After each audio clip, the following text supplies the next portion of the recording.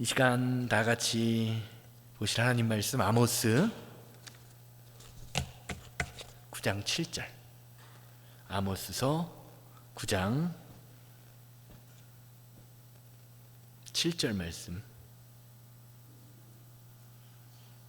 아모스서 9장 7절 말씀입니다. 아모스 9장 7절 말씀 제가 읽습니다.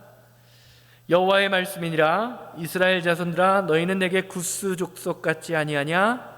내가 이스라엘을 애굽 땅에서 블레셋 사람을 갑돌에서 아람 사람을 기르에서 올라오게 하지 아니하였느냐?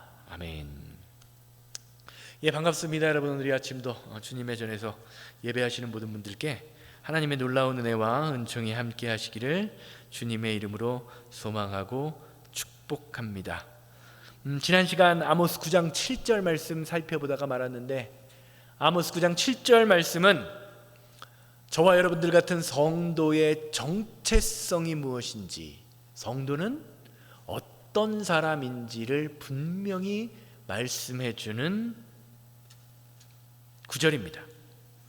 정체성이 무엇입니까? 정체성이란 내가 바라보는 나를 가르치는 것입니다. 나를 바라보는 나는 누구인가? 특별히 성도의 정체성은 무엇이냐? 하나님 앞에서 나는 어떤 존재인가를 깨달아야 한다는 것입니다. 여러분은 여러분을 스스로 가르쳐 하나님 앞에서 어떤 존재라고 생각하십니까? 성도의 정체성은 하나님을 어떤 분으로 바라보느냐, 예수 그리스도가 내 삶에서 누구냐에 달려 있습니다. 사사기 6장 15절 말씀을 보면, 하나님께서 기드온을 부르시는 장면을 다음과 같이 묘사해요. 타작마당에서 농사짓고 있던 기드온을 부르실 때에 기드온이 자신을 바라보는, 하나님의 음성을 듣고도 자신에 대하여 어떻게 생각하는지에 관하여 다음과 같이 증거하는 것을 볼 수 있지요. 그러나 기드온이 그에게 대답하되, 오 주여, 내가 무엇으로 이스라엘을 구원하리이까? 보소서, 나의 집은 므낫세 중에 극히 약하고 나는 내 아버지의 집에서 가장 작은 자니이다. 이 므낫세 지파는 이스라엘 12지파 가운데 소규모 작은 약한 지파 중에 하나입니다. 그리고 그 기드온의 집안은 그 므낫세의 집안 중에서도 약한 집안이고요. 또 므낫세는 그 약한 집안 가운데에서도 가장 작은 사람이라고 스스로를 생각하는 거죠. 하나님을 만나기 전에 기드온은요, 자기 자신을 세상에서 가장 연약하고 작은 자로 여깁니다. 그런데 하나님은 세상에서 가장 작은 자라고 스스로를 바라보는 기드온을 향하여 뭐라고 말씀하십니까? 큰 용사다. 너는 큰 용사가 될 것이다. 12절, 6장 12절 보세요. 사사기 6장 12절. 여호와의 사자가 기드온에게 나타나 이르되, 큰 용사여, 여호와께서 너와 함께 계시도다. 아멘. 하나님이 기드온을 향하여 큰 용사라고 부르십니다. 기드온은 자기 자신을 스스로 작은 자, 가장 작은 자라고 부르는데 하나님은 그렇지 않다라는 거죠. 이것이 저와 여러분들 같은 성도를 바라보시는 하나님의 마음입니다. 큰 용사, 가장 작은 자가 큰 용사가 되려면 어떻게 해야 되느냐? 12절 말씀 보면, 큰 용사여, 이르되 큰 용사여, 내가 너와 함께, 여호와께서 너와 함께 계시도다. 언제 큰 용사가 된다고요? 여호와께서 함께 계실 때. 12절 말씀, 16절 말씀도 마찬가지예요. 16절, 사사기 6장 16절. 여호와께서 그에게 이르시되, 내가 반드시 너와 함께하리라. 내가 미디안 사람 치기를 한 사람 치듯 하리라 하시니라. 여호와 하나님이 우리의 삶에 간섭하시고 주관하셔서 우리의 삶을 인도하실 때 우리는 세상에서 가장 작은 자, 이 세상에서 보기에는 가장 작은 자처럼 느껴질지 모르지만 하나님이 바라보시는 우리는 어떻다라는 겁니까? 하나님의 군대를 이끄는 가장 큰 용사가 된다. 신앙생활 하면서 나는 못해요 라고 이야기하는 사람들이 있어요. 어떤 신앙입니까? 모태신앙. 어릴 때부터 신앙생활 하다 보니까 그것이 익숙해져서 이것도 못한다 저것도 못한다. 못한다, 하나님 앞에서 나는 못한다라는 말은요 겸손함이 아닙니다. 교만함이에요. 왜 그렇습니까? 하나님의 일은 누가 주시는 힘으로? 하나님이 주시는 힘으로 하는 건데요, 나는 못한다라는 말 속에는 내 힘으로 한다라는 생각이 들어있기 때문이죠. 성도는 내 힘으로 이 세상을 사는 사람이 아닙니다. 하나님이 주시는 힘과 능력으로 이 세상을 살아가는 사람이에요. 출애굽기의 모세도 기드온과 똑같은 상황이지요. 출애굽기 3장을 보면 미디안 광야에서 어떻게 됩니까? 불타는 떨기나무 근처에서 모세가 하나님을 만나죠. 하나님의 임재를 경험하게 됩니다. 그때 하나님이 말씀하시죠. 모세를 향하여 네가 이스라엘 백성들을 이끌고 출애굽할 것이다 라고 말을 하자 모세는 뭐라고 이야기합니까? 나는 입이 어느라고 둔합니다. 말을 잘할 줄 모릅니다. 버벅거립니다. 더듬거립니다 라는 말이죠. 그러자 하나님이 뭐라고 말씀하세요? 네 곁에 말을 잘하는 아론을 붙여줄 것이다. 그래서 모세가 할 말이 없게 만드시죠. 그런데 출애굽기 말씀 가만히 잘 읽어보세요. 모세가 바로 앞에 섰을 때 꼭 아론과 모세가 같이 가요. 그런데 바로 앞에서 하나님의 말씀을 대언하는 것은 아론이 하는 것이 아니라 모세가 하죠. 나는 입이 둔하고 겁이 많습니다 라고 했던 모세가요, 하나님이 함께 하실 때 담대함을 얻고 하나님의 말씀을 대언하는 역할을 하게 됩니다. 성도에게 문제는 내 삶에 하나님이 함께 계시느냐 그렇지 않느냐에 달려 있습니다. 내 능력과 내 힘과 내 권세가 얼마나 크냐에 달려 있는 것이 아니라는 것이지요. 지난주에도 잠시 살펴보았지만 주님께서도 자신의 정체성에 관하여 제자들에게 물으시죠. 마태복음 16장에서, 그렇죠? 13절에서 16절, 예수께서 빌립보 가이사 지방에 이르러 제자들에게 물어 이르시되 사람들이 인자를 누구라 하느냐? 이르되 더러는 세례 요한이요 더러는 엘리야 더 어떤 이는 예레미야나 선지자 중에 하나라 하나이다. 이르시되 너희는 나를 누구라 하느냐? 시몬 베드로가 대답하여 이르되 주는 그리스도시요 살아계신 하나님의 아들이니이다. 베드로의 고백을 보십시오. 예수님이 어떤 분인지를 아는 것, 그리고 내가 누구인지를 아는 것이 이렇게 중요합니다. 예수님이 누구인지가 내 삶에서 확실하게 정해지면요, 그 다음엔 내가 누구인지가 정해지게 되어 있어요. 베드로는 이 고백을 통해서 천국 열쇠를 부여받았다라고 성경은 증거하죠. 예수께서 대답하여 이르시되 바요나 시몬아 내가 복이 있도다. 이를 내게 한 일은 혈육이 아니요 하늘에 계신 내 아버지라. 이 17절 말씀이 아주 중요한 말씀이죠.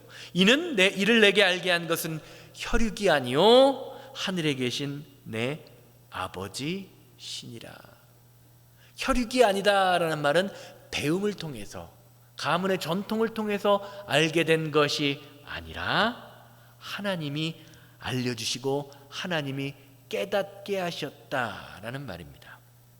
사랑하는 여러분, 믿음은 내가 믿는 것이 아니라 하나님이 깨닫게 해주실 때 우리의 믿음이 가능합니다. 이것이 성령이 우리 안에 계신 증거죠.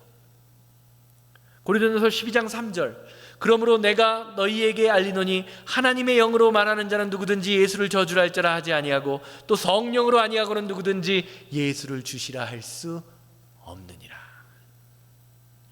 신앙생활은 전적으로 내가 하는 것이 아니라 하나님이 주시는 힘과 하나님이 주시는 능력으로 하는 것입니다. 믿음도 마찬가지입니다. 믿음도 에베소서 2장 8절 말씀을 보면 이렇게 얘기하죠.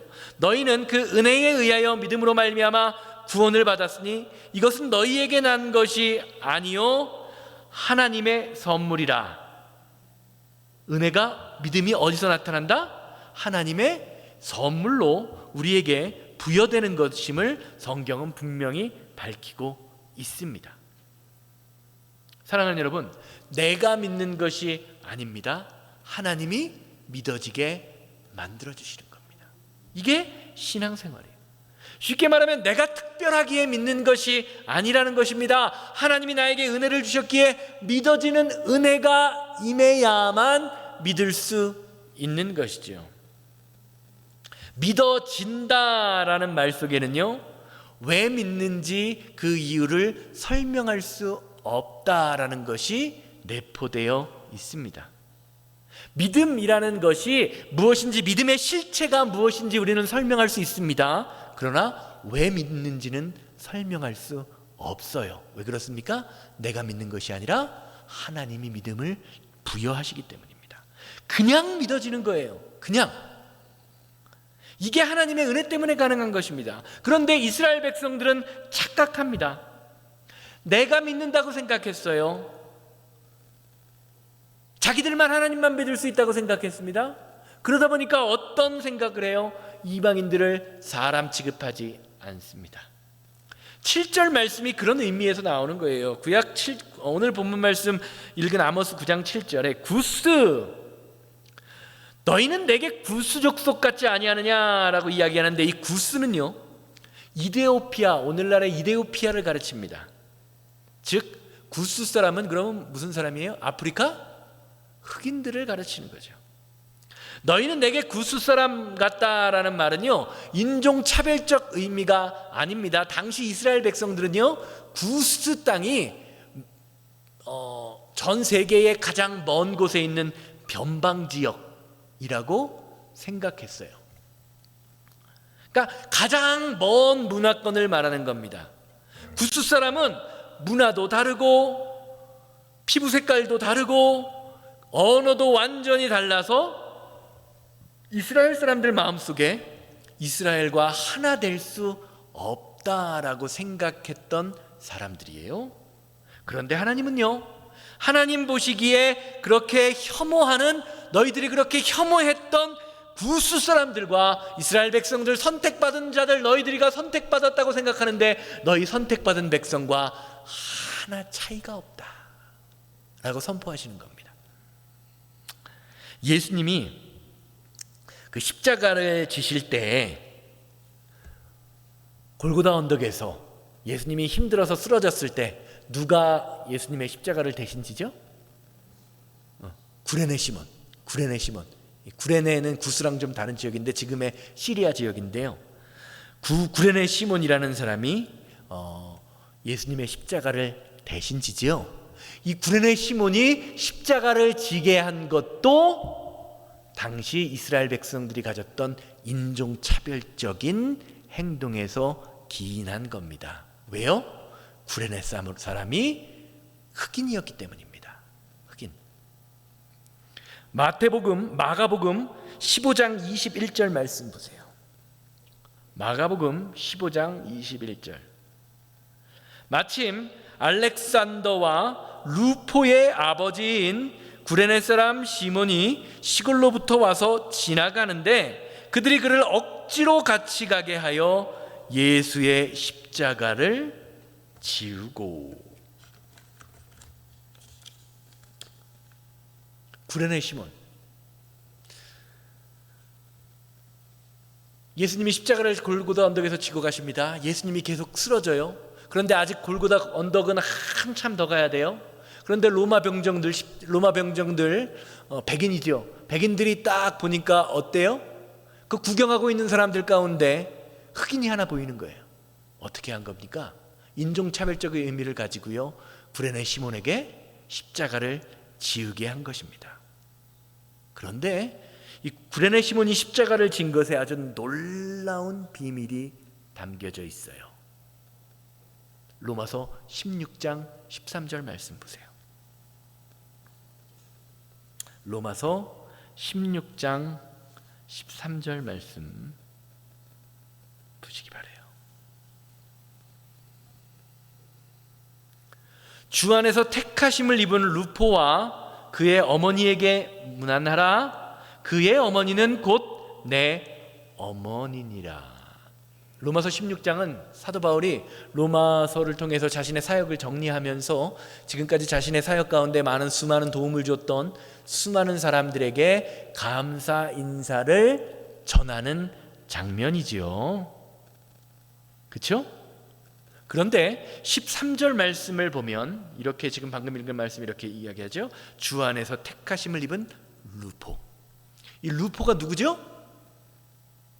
루포가 누구죠? 아까 마가복음 15장 21절 말씀 보면 마침 알렉산더와 루포의 아버지인 누가? 구레네 시몬이.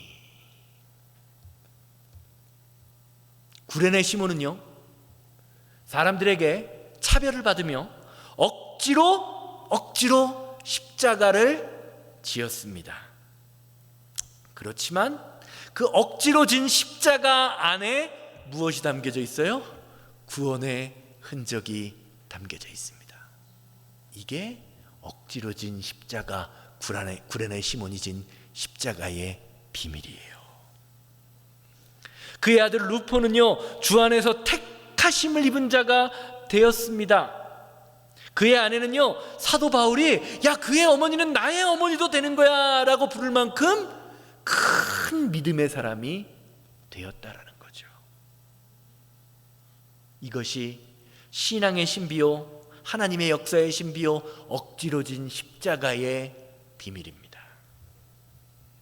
우리가 신앙생활을 하다 보면요, 원치 않는 짐을 지고 불공평한 대우를 받을 때가 있어요. 때론 구레네 시몬처럼 억울한 자리에 서 있을 때가 있습니다. 한번 생각해 보세요. 다른 사람들보다 키가 크고 등치가 좋고 피부색이 다르고 언어가 다르다는 이유만으로 남들이 지지 않는 십자가를 대신 짊어지고 가야 했습니다. 얼마나 창피했을까요?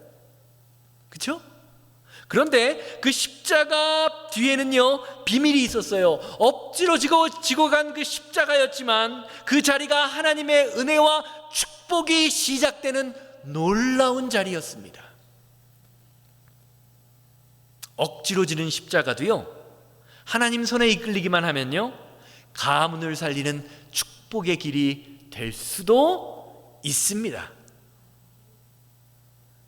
우리 주변에 믿음이 약한 자 어떻게 해야 돼요? 그래서 우리가 어떻게 해야 될까요? 할 수 있는 한 함께 끌고 가야 합니다. 이게 먼저 믿은 자의 사명이에요. 이게 사명이에요. 여러분, 끌고 가보셨어요? 혼자 가면 얼마나 쉬워요. 작은 거 하나만, 질질 포대 하나만 끌고 가도 얼마나 어렵습니까? 혼자 가는 것보다 2배, 3배, 4배 힘들지 모릅니다. 그러나 그 중에도 은혜가 억지로 들고 가고 끌고 가는 가운데에도 하나님의 은혜가 임할 수 있다는 것을 우리는 볼 수 있어야 하는 것이죠. 그리고요, 가만히 생각해 보면 나도 원래는 억지로 끌려가던 자였음을, 끌려가던 사람이었음을 알게 돼요. 그런 사람이었을지도 모릅니다. 결국 하나님은요, 억지로 끌려가는 자나 억지로 끌고 가는 자나 뭐라는 거예요? 다 도끼인 객긴 똑같다라는 말씀입니다. 왜 그렇습니까? 내가 잘나서 믿게 되는 것이 아니라 하나님의 은혜가 저와 여러분들의 삶을 이끌었기 때문입니다. 사랑하는 여러분, 성도의 다른 이름은요, 은혜의 사람입니다. 은혜의 사람. 이 은혜 때문에 지금 우리가 예배하고 찬송하고 기도할 수 있는 거예요. 내가 잘난 것이 없습니다. 조금 더 열심을 낸다고 남을 비난할 필요도 없습니다. 하나님이 어떻게 우리의 삶을 어떻게 보실지는 아무도 몰라요. 우리가 성도로서 아까 말씀드렸던 것처럼 예수 그리스도를, 베드로의 고백처럼 예수 그리스도를 주님이라고 고백하는 정체성을 가져야 합니다. 그런데요, 주님께서는요, 주여 주여 외치는 사람들을 향하여 마태복음 7장 21절에서 23절에서 다음과 같이 말씀하시잖아요. 마태복음 7장 21절에서 23절. 나더러 주여 주여 하는 자마다 다 천국에 들어갈 것이 아니요 다만 하늘에 계신 내 아버지의 뜻대로 행하는 자라야 들어가리라. 그날에 많은 사람들이 나더러 이르되 주여 주여 우리가 주의 이름으로 선지자 노릇하며 주의 이름으로 귀신을 쫓아내며 주의 이름으로 많은 권능을 행하지 아니하였나이까 하리니 그때에 내가 그들에게 밝히 말하되 내가 너희를 도무지 알지 못한다. 불법을 행하는 자들아 내게서 떠나가라. 사랑하는 여러분, 눈에 보이는 현상이나 눈에 보이는 직분이 신앙생활의 다가 아니에요. 목사를 하고 선교사 노릇을 하고 귀신을 쫓아내고 권능을 행해도요, 그것이 하나님과 상관없이 결국 내가 그것을 통하여 영광을 누리게 된다면 하나님 앞에 서는 그날 하나님이 우리를 보고 나는 너를 모른다, 도무지 내가 너를 알 수 없다라고 말씀하실 수도 있어요. 내가 얼마나 많은 것을 하느냐보다 중요한 것은요, 하나를 행할지라도 주님의 이름으로, 하나를 행할지라도 주님의 말씀으로, 하나를 행할지라도 주님의 방법으로 행하는 것입니다. 그래서 우리가 말씀을 잘 배우고 나면 무엇이 깨달아지냐면요, 하나님이 어떤 분인지, 그리고 내가 어떤 사람인지를 분명히 깨닫게 되는 것입니다. 신앙의 정체성이 생기게 된다라는 겁니다. 하나님이 어떤 분인지를 제대로 배우지 못하면 어떻습니까? 내가 원하는 하나님, 내가 믿고 싶은 하나님을 내 상상으로 만들어요. 그리고 내가 원하는 것이 올바른 신앙생활이라고 착각합니다. 신앙생활은 하나님의 말씀대로 믿는 것입니다. 그게 신앙생활이에요. 7절 말씀, 7절에 나오는 블레셋, 두 번째 블레셋이 나오죠. 블레셋. 내가 이스라엘을 애굽 땅에서 블레셋 사람을 갑돌에서, 블레셋과 아람도 마찬가지예요. 블레셋은요, 계속해서 성경의 역사를 보면요, 블레셋은 계속해서 누구를 괴롭히죠? 이스라엘을 괴롭힙니다. 이스라엘 역사에서 블레셋을 빼놓고는 성경의 역사가 제대로 이루어지지 않죠. 자, 그럼 한번 생각해 보세요. 여러분, 왜 이스라엘 백성들을 블레셋이 괴롭혔는지 아십니까? 왜 이스라엘 백성들을 블레셋이 괴롭혔을까요? 땅을 뺏고 싶어서? 왜 괴롭혔을까요? 첫 번째는요, 지리적 위치 때문이라고 생각할 수 있어요. 블레셋은요, 지중해 근처, 현재 오늘날의 땅으로 따지면 요즘 이스라엘이 전쟁하고 있는 가자지구 있죠? 이 가자지구, 그 땅이 현재의 블레셋 민족이 거하던 자리입니다. 그래서 이스라엘 백성들은요, 지금도 현재의 가자지구 문제가 단순히 그 전쟁의 문제가 아니라 블레셋과의 그 영토의 싸움으로 얽혀진 문제로, 그것의 연장선으로 해석하고 있어요. 그런데 문제는요, 단순히 가깝게 지역적으로 붙어있기 때문에 싸웠던 것이 아닙니다. 성경은요, 하나님의 말씀을 통해서 분명히 블레셋이 이스라엘을 침공했던 이유를 밝혀요. 이거 하나만 기억하고 가셔도 오늘 성공하는 건데 왜 그럴까요? 사무엘상 13장 19절에서 22절 말씀을 보면 나와요. 사무엘상 13장 19절에서 22절.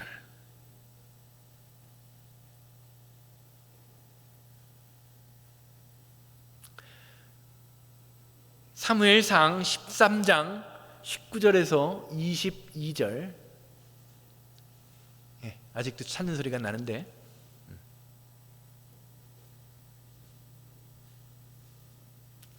그때에 이스라엘의 온 땅에 철공이 없었으니 이는 블레셋 사람들이 말하기를 히브리 사람들이 칼이나 창을 만들까 두렵다 하였습니다.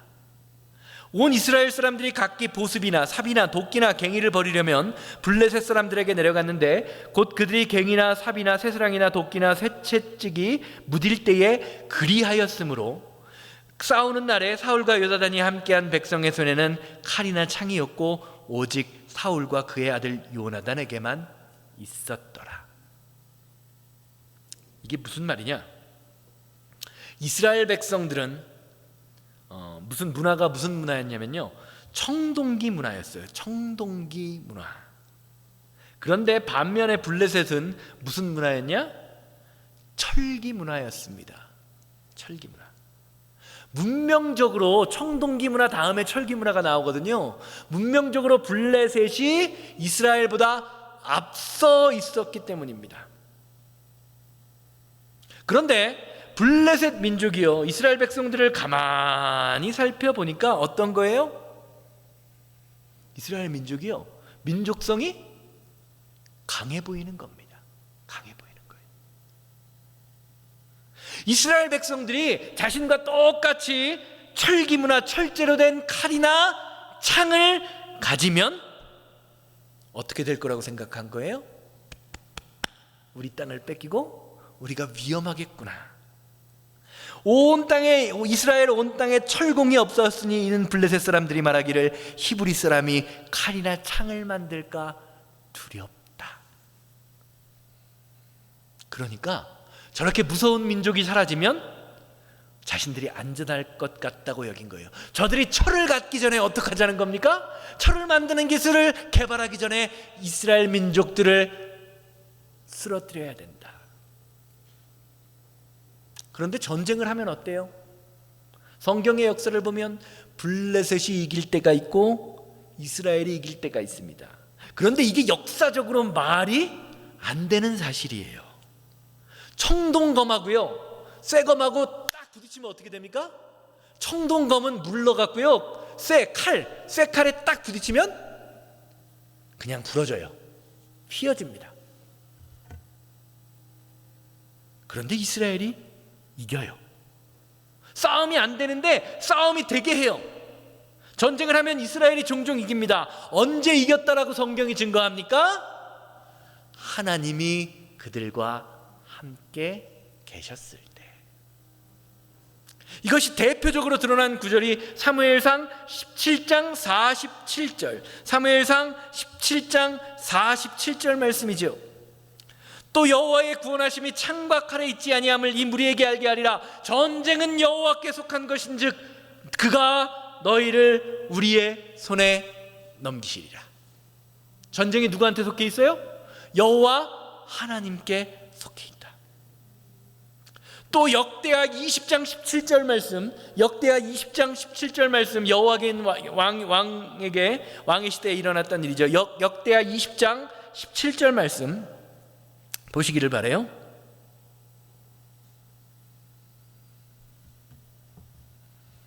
이 전쟁에는 너희가 싸울 것이 없나니 대열을 이루고 서서 너희와 함께한 여호와가 구원하는 것을 보라. 유다와 예루살렘아, 너희는 두려워 말며 놀라지 말고 내일 그를 맞서 나가라. 여호와가 너희와 함께하리라 하셨느니라. 아멘. 이스라엘 백성들이요, 청동기 문화를 가진 이스라엘 백성들이 철기 문화를 가진 블레셋과 싸워서 이기는 건 말이 되지 않습니다. 그런데 성경에서 보면 이스라엘 백성들이 이겨요. 언제 이깁니까? 여호와 하나님이 함께 하실 때 이기고요, 그들이 믿음을 떠나 여호와 하나님과 함께 하지 못할 때, 하나님을 떠날 때 그들은 블레셋에게 패합니다. 이게 알려주는 것이 무엇입니까? 성도에게 문제가 있을 때 가장 먼저 점검해야 할 것이 무엇입니까? 내 상황을 살피는 게 아니에요. 내 형편을 살피는 게 아닙니다. 하나님이 지금 나와 함께하고 계시는가 아닌가를 점검해 볼 수 있어야 하는 것이지요. 사실 하나님은 한 번도 우리를 떠나시는 적이 없어요. 항상 그 자리에 있습니다. 우리가 떠나는 거죠. 그러니까 우리가 점검해야 할 것은 무엇입니까? 내 인생이, 나의 삶이, 나의 사업장이, 나의 가정이, 우리 교회가 하나님과 함께하고 있는지를 점검해야 하는 것이죠. 이렇게 아모스서 9장 7절을 통하여 하나님이 블레셋을 언급하시면서 이스라엘 백성들에게 말씀하고자 하시는 것이 무엇입니까?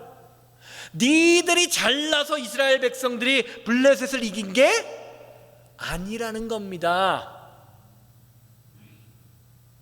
사랑하는 여러분, 성도의 싸움은요, 내가 잘나서 이기는 것이 아닙니다. 하나님을 의지할 때에 하나님이 은혜로 우리에게 승리를 주시는 겁니다. 그러니까 우리는요, 내가 지금 잘 나간다고, 남들보다 조금 건강하다고, 남들보다 조금 많이 더 소유했다고 교만할 필요가 없습니다. 왜냐하면 성도는 이 세상에 소망을 두고 사는 사람이 아니라 어디에 소망이 있어요? 어디? 천국 소망. 천국 소망. 천국에 소망을 두고 살아가는 사람이에요. 그런데 우리는 어떻습니까? 천국에 소망을 둔다고 하면서도 여전히 세상에 매여서 세상 것이 문제가 되어 살아갈 때가 너무 많죠. 이게 죄된 인간의 한계입니다. 그래서 우리가 예수 그리스도의 보혈로 날마다 새로워짐을 경험해야 돼요. 그럴 때만 우리가 그리스도 예수의 보혈 안에서 성령의 인도하심을 따라 온전해지는 삶을 살아갈 수 있는 것입니다. 히브리서 11장 12절에서 16절, 히브리서 11장 12절에서 16절 말씀 보세요. 이러므로 죽은 자, 히브리서 11장 12절에서 16절입니다. 이러므로 죽은 자와 같은 한 사람으로 말미암아 하늘의 허다한 별과 또 해변의 무수한 모래와 같이 많은 후손이 생육하였느니라. 이 사람들은 다 믿음을 따라 죽었으나 약속을 받지 못하였으되 그것들을 멀리서 보고 환영하며 또 땅에서는 외국인과 나그네임을 증언하였으니 그들이 이같이 말하는 것은 자기들의 본향을 찾는 자임을 나타냅니다. 그들이 나온 바 본향을 생각하였더라면 돌아갈 기회가 있으려니와 그들은 이제는 더 나은 본향을 사모하니 곧 하늘에 있는 것이라. 이러므로 하나님이 그들의 하나님이라 일컬음을 받으심을 부끄러워하지 아니하시고 그들을 위하여 한 성을 예비하셨느니라.